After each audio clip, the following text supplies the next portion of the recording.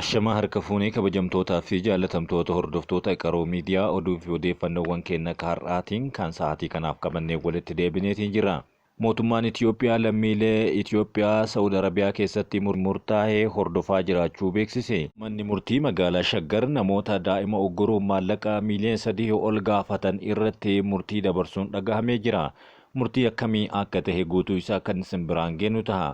Oduu biyya alaatti yoo dabarru Hamaas marii nageenyaa Ameerikaan dhiyeessite fudhachuu kan himee fi pirezidaantiin Faransaay Imaanu'eel Maakiroon barsiiftuu isaa kan taate haadha manaa isaatiin kabalamuun dhagahameetiin jira. Oduu kanaa fi kanneen birootis guutuu isaa qabannee jirra. Hanga xumuraatti waliin akka turtan sinaffeerra.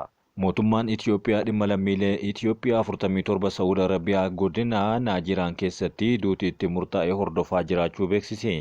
Saawud Arabiyaatti ambaasaaddarri Itiyoophiyaa Muktaar Kadir dhimma lammiilee Itiyoophiyaa 47 Saawud Arabiyaa godina Naajiraan keessatti duuti itti murtaa'e haalaan hordofaa jiraachuu himeera. Murteen du'aa lammiilee kana irratti darbe akka jijjiiramuuf pirezidaantiin Itiyoophiyaa mootii Saawud Arabiyaatiif xalayaa barreessuu kan ibsan ambaasaadder Muktaar Kadir isaanis xalayaa barreessuudhaan kallattii mootichaa qaqqabsiisuudhaan kan dubbatan. Ambaasaadder Muktaar murtee kana jijjiiruu kan danda'u mootii Saawud Arabiyaa qofa ta'uu ibsuudhaan mootummaan Itiyoophiyaa lammiilee kana rakkoo keessa jiran keessaa baasuudhaaf hojii cimaa hojjechaa akka jirus ibsaniiru. Hidhamtoonni kun mootummaa Itiyoophiyaa gidduu seenuun lubbuu kan akka nuuf oolchu jechuudha yeroo garagaraatti yaada isaanii dhiyeeffachaa akka jiran dhagahama. Magaalaa Shaggaritti namootni daa'ima butanii birrii Itiyoophiyaa miiliyoona 3 fudhatan qabamanii murtiin irratti murtaa'aa jira. Magaalaa Shaggar kutaa magaalaa Furitti daa'ima ganna 9 Muhammad Qaasim jedhamu masjiida Salaam jedhamu bahee yeroo sana akka taphachaa ture kan himamaa turee fi akka inni fudhatames himamaa turuun isaanii yaadatama.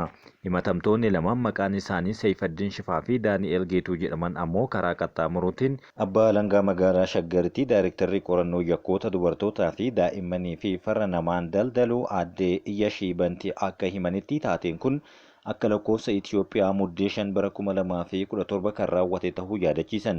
Himatamtoonni lamaan kaayyoo nama ugguruu kanaaf konkolaataa kireeffatanii bakkicha kan gahan gurbaa xiqqaa yookaan daa'ima kanaanis masjiida eessa akka nutti agarsiisi jechuudhaan konkolaataa isaanii keessa erga seensisanii booda Shaggarii baasanii magaalaa Finfinnee keessatti fudhatanii akka deemanis dubbatama.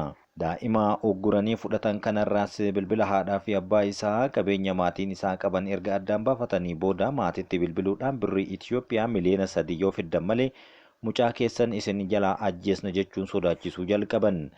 Himatamtoonni kunneen daa'ima ganna 9 kana magaalaa Finfinnee naannoo 18 jedhamuudhaan beekamutti guyyoota 2 hoteela qabatanii kan dhoksan ta'uun kan beekamee fi naannawa Furii kanatti amma dura haala kanaan namni butamee mallaqni gaafatamee yeroodhaan waan hin kaffalamne ajjeesanii gatuun dhagahamee waan tureef taateen kun maatii mucaa biratti rifaatuu guddaa uumuunis aadde Yashiin dabalan.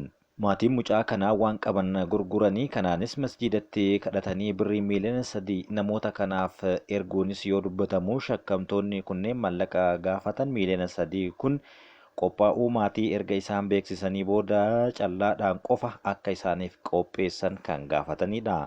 Maatitti bilbilanii akkaawuntii irratti galchuun akka hin danda'amnee fi mallaqa callaadhaan akka qopheessan kan itti himanii fi isaanis raayidii kireeffatanii akka isaan fidanii fi bakka isaan jedhanitti qabatanii akka isaan dhufanis dubbatan. Mallaqa kana miiliyoona tokkoon kaartoonii saamsanii saamsamee kan dhufee fi kuntaalaan maranii konkolaataa raayidiin jedhamu ergame kanatti kennan jechuunis yoo dubbatan akka aadde Yashiinitti dabalanii dubbatanitti abbaan daa'ima kanaa yeroo mallaqa kana konkolaachisaatti ergame kanatti kennan lakkoofsa gabatee konkolaachisaa suuraa kaafachuudhaan ammoo namoota kana to'achuudhaaf gargaareera jechuunis dubbataniiru. Namootni kun maallaqa kana fudhatanii konkolaachisaadhaan baankii daldala Itiyoophiyaa geessanii jennaan maallaqa callaa haganaa isin irraa hin fuunu jechuudhaan eegasii baankii dhuunfaa geessanii galchan jechuunis gabaasaaleen bahii jira. Mucaa ugguran kanaan ammoo maatiin kee mallaqa gaafatamee waan galchaniif gara manaa si geessina jechuudhaan bakkuma gaafa duraa fuudhan sanitti buusanii deemuu kan dubbatan yommuu ta'u abbaan miidhamaa kana lakkoofsa gabatee qabataniin dhaabbata raayidii irraa odeeffannoo konkolaachisaa qoratamee shakkamtoonni lamaan to'atamus himaniiru. Manni murtii ol'aanaa magaalaa Shaggar himata namoota yakka daa'imman ugguruutiin mallaqa miiliyoona 3 fudhatan kana erga ilaaleen booda daddacha gaafa 15/9/2017 ooleen himanna isaan irratti akkuma banameen himatamaa tokkoffaa hidhaa waggaa 11, himatamaa lammaffaa immoo hidhaa waggaa 10tiin adabee jira. Aadde Yashiin akka jedhanitti gochi akkanaa yookaan gochi ukkaamsanii maallaqa gaafachuu kun magaalaa Shaggar keessatti kutaa magaalaa Afuriitti gochi irra deddeebiidhaan raawwatamu kan tahee fi namoonni itti karoorsanii karaa qaxxaamuraatiin maallaqa argachuudhaaf gocha kana raawwatu jechuun dabalan.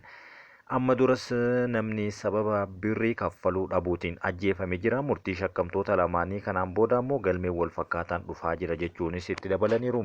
Gochi kun yakka babal'achaa jiru waan ta'eef qaamolee nageenyaa qofa osoo hin taane hawaasnis eeruu kennuudhaan namoota waan kana raawwatan saaxiluun gahee isaanii akka bahan kan dhaamanii fi gochi namoota ukkaamsanii fudhachuu maallaqa gaafachuu kun kutaalee Oromiyaa hidhattoonni keessa socho'an keessatti taatee hawaasa jibbisiisee fi jibbaachisee akkasumas irra deddeebiidhaan dhagahamaa jiru ta'uun ammoo hundi keenya iyyuu kan beeknudha. Amma ammoo iddoowwan hidhattoonni keessa hin sochoone keessatti illee akkasumas magaalotaa fi naannawaa nageenyi keessatti argamuu fi iddoowwan biraatti illee gochi wal fakkaataan kun namoota ukkaamsanii maallaqa gaafachuun akka dabalaa jiraachuus qorattoonni yakkaa hedduun gabaasa kana keessatti eeranii jiru. Odeeffannoo biyya alaatti yoo dabarru Veenzuweelatti filannoo paartilee mormitootaa irratti hin hirmaanne irratti paartiin biyya bulchuu injifannoo labsuun dhagahame. Pirezidaantiin Veenzuweelaa Niikoolaas Maaduroo paartiin isaanii kan biyya bulchu filannoo paarlamaa fi naannootiin injifate jechuun dubbatan. Paartiin Sooshaalistii Tokkummaa Veenzuweelaa fi michoonni isaa sagalee teessoo mana maree biyyaalessaa irratti 82.8 argachuu isaanii bu'aan duraa manni maree filannoo biyyaalessaa guyyaa wiixataa kaleessaa baaseen mul'isa. Akka bu'aa qorannoo kanaatti paartichi waajjira abbaa alangaa waliigalaa fi mana murtii ol'aanaa biyyattii dabalatee teessoo 285 argachuun iddoowwan aangoo ijoo biyyattii kan to'ate ta'uu yoo himan, paartiin biyya bulchaa jiru kun dabalataanis bulchiinsa naannolee 24 keessaa 23 kan injifate yommuu ta'u, mootummaan kanaan dura naannolee 4 bulchaa kan ture paartii mormitootaa harkaa ba'uu agarsiisaara. Hirmaannaan namoota miiliyoona 8.9 yookaan 442 ta'uu filannoo kana irratti filattoonni miiliyoona 21 ammoo filachuudhaaf mirga akka qaban ni himama. Hoogganaan mana maree filannoo biyyaalessaa Kaarlos akka jedhanitti lakkoofsi filattoota amma jiru kunneen filannoo bara 2021 irratti hirmaatan waliin yeroo wal fakkaachifnu yeroo ammaa kana akkaan walitti dhihaata jechuunis hubachiiseera. Haa ta'u malee jedhan hooggantoonni paartii mormitootaa guddicha biyyattii filannoo pirezidaantummaa mormuu filattoonni filannoo kana irratti akka hin hirmaannes dhaamanii jiran jedheera. Mormitoonni filannoo baatii adoolessaa bara 2024 geggeeffame injifachuu isaanii cimsanii kan dubbatan yommuu ta'u, aanga'oonni garuu Maadurootu injifate jedhanii nama dhuunfaatti quba qabaa jiru. Hooggantuun paartii mormituu Maariyaa Kooriidaa namni jedhamu ammoo erga feesbuukii isaanii irratti maxxansaniin filannoon bara darbee irratti mo'amuu isaa dubbate deebisuudhaaf yaalaa jiraachuun hanna guddaa paartii biyya bulchaa jiru raawwatame jechuun filattoonni kutaalee biyyattii tokko tokko hanga 85 ta'an filannoo kana diduu isaaniis ifa godhaniiti kan isaan jiran. Raashaan Tiraamp mallattoo miira to'achuu dhabuu irraa mul'ata jechuun qubatti qabde. Raashaan Doonaald Tiraamp mallattoo miira ofii to'achuu dadhabuu yoo jettu yeroo ammaa kana dhagahamaa jira. Haleellaa qilleensaa cimaa Mooskoo Yuukireen irratti raawwatte hordofee erga Doonaald Tiraamp Vilaadimeer Puutiin wajjin mari'ateera jedhamee waamicha booda Kremlin Tiraamp mallattoo miira isaa to'achuu dhabuu jechuun irraa mul'ataara jettee ifa gooteerti. Raashaa Yuukireen keessatti diroonii fi misaa'ila 367 dhukaasuudhaan erga namootni 13 ajjeesanii booda Tiraamp Puutiin wanta tokko mudateera jechuudhaan dilbata darbe fuula miidiyaa hawaasaa dhuunfaa isaanii irratti katabuun ni yaadatama. Guutumaa guututti maraateera jedhan Doonaald Tiraamp namoota hedduus ajjeese jechuun Puutiinitti yeroo quba qaban kana ofirraa deebisuudhaaf ammoo warri Raashaa miira keessa galteerta jechuunis deebisaa jiru. Dubbi himaan Puutiin Dimiitrii Peeskoof yaadonni kun kan namoota dhummicha keessa jiran hunda miira keessaa guutamuu jechuudhaan kan waliin wal qabate yoo jedhu, gama biraatiin ammoo chaanselarri Jaarman akka jedhanitti michoonni Yuukireen meeshaalee waraanaa dhiheessaniif irratti daangaa fageenyaa hunda kaasuudhaan dhaamaniiru. Jaarman misaa'ela Taawuraas jedhamu Yuukireeniif kennitee kan jedha gabaasni yoo bahu misaa'ela kana ammoo Raashaa keessatti akka itti fayyadamtu seeyyamteerti. Haleellaa Raashaan halkan sanbata Yuukireen irratti raawwattes haleellaa erga waraanichi eegalee as cimaadha jedhamee kan himatamee fi humni qilleensaa Yuukireenis haleellaa diroonii isa cimaadha jedhee ibseeti kan inni jiru. Magaalaan waggoota 100,000 fi 40,000 dura galaana jalatti baddee argamuun himame. magaalaan seenaa argama dhala namaa irratti irra deebiidhaan agarsiisu jedhame naannoo buufata doonii Indooneeziyaa tokkotti awwaalamee jira jechuudhaan qorattoonni himutti ka'aniiru. Buqqeen mataa Homo erectus kan akaakuu kanaan qabamu yookaan namoota ammayyaa jedhamee tilmaamamu odola Maaduraa fi Jaavaa jedhutti kan waggoota 100 fi 40 dura awwaalamee ture argamuu isaa qorattoonni kunniin dabalan.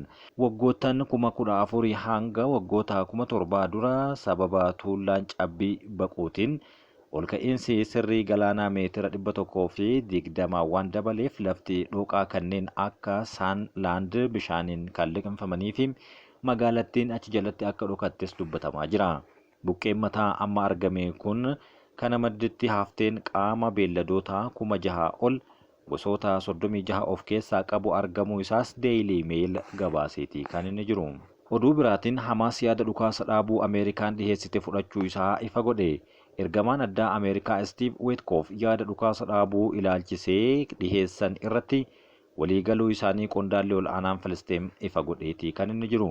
Akka waliigaltee kanaatti Hamaasiin kan qabaasan yookaan kan qabaman booji'anii Israa'eliin namoota 10 garee lamatti qooduudhaan hidhaa irraa ni hiikus jedhamaati kan isaan jiran. Deebisee ammoo Israa'el loltoota ishee gartokkee Gaazaa keessaa akka baastuuf kan himamu yommuu ta'u, Hamaas waliigaltee dhukaasa dhaabuu guyyoota 70 kana karaa giddugaleessitoota yookaan warroota jaarsummaa kana ta'aniin fudhachuu isaa kan himamu yommuu ta'u, kunis lola Israa'el waliin taasifamaa ture akka xumuramuuf kan karaa banuudha jechuunis dubbatameera. Waliigaltichi lammiilee Falastiin dhibbaan lakkaa'aman kanneen yeroo dheeraaf manneen hidhaa Israa'el keessatti hidhamanii turan gadhiisuu kan dabalatu ta'us Reuters yoo gabaasu, Hamaas yaada dhukaasa dhaabuu Ameerikaan deeggartee fudhachuu isaa hanga ammaatti ibsi Israa'el irra kenname tokkollee akka hin jirre gabaasaaleen garaagaraa baasaatii kan isaan jiran. Kabajamtootaa fi jaallatamtoota hordoftoota qaroo miidiyaa oduun keenya kan guyyaa har'aatiif isiniif dhiyeessine kan hanga ammaatti dhaggeeffattanidha. Waliin turtii waan taasiftaniif galatoomaa.